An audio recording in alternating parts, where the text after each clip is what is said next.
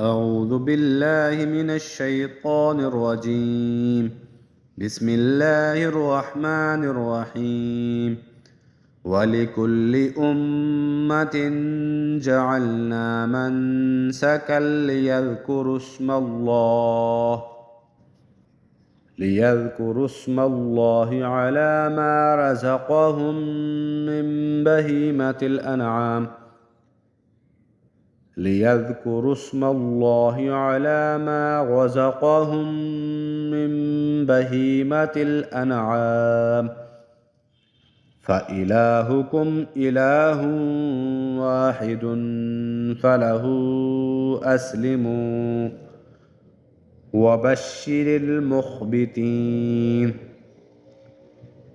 الذين إذا ذكر الله وجلت قلوبهم والصابرين على ما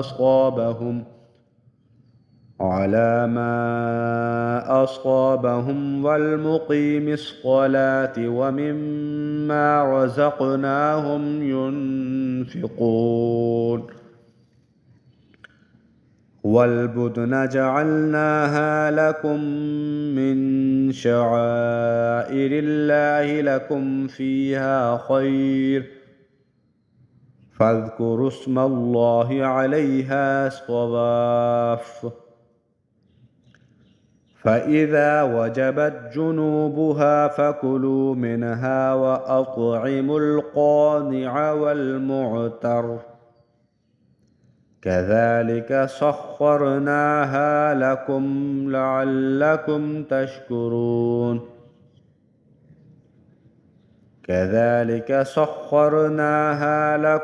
لعلكم تشكرون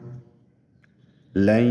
ينال الله لحومها ولا دماؤها ولكن يناله التقوى منكم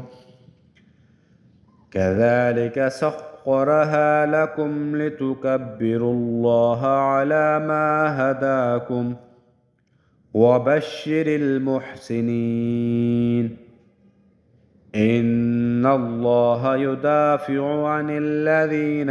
آمنوا إن الله لا يحب كل خوان كفور صدق الله العظيم.